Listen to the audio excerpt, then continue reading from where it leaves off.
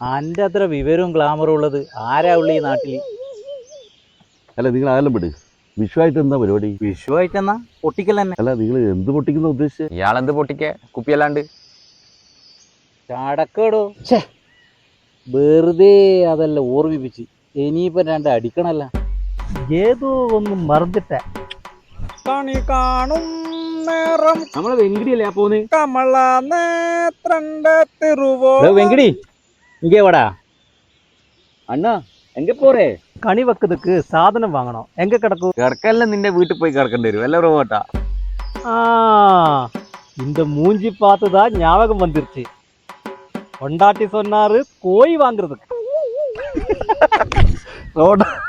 ഈ അണ്ണന് പോലും അറിയാലോ കിട്ടും സ്വഭാവം. പിന്നെ വരുമ്പോ ഞാൻ അണ്ണാന്ന് തന്നെയല്ലേ വിളിച്ചേ. அண்ணா ரொம்ப நாளா ஒரு டவுட், இந்த விஷு எப்படி வந்துருச்சு? ഇതാ നാട്ടിലെ ഏറ്റവും പേരുള്ള മനുഷ്യൻ ഇതാ പറഞ്ഞു കൊടുക്ക്. അത് കൃഷ്ണന്റെ ഹാപ്പി ബർത്ത്ഡേ ആയെന്ന്. ഓ അതാണല്ലേ. എല്ലാ വെങ്കിടി വിഷു ആയിട്ട് ചടക്കമൊന്നും മേടിച്ചില്ലേ? இங்க என்ன பட்டாசு?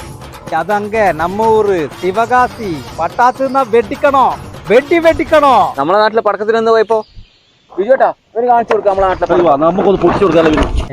நீங்க கவலைப்பட, என்கிட்ட இருக்கு.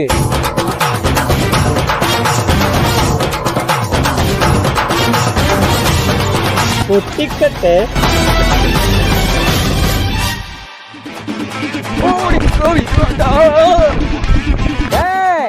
ഹാപ്പി വിഷു.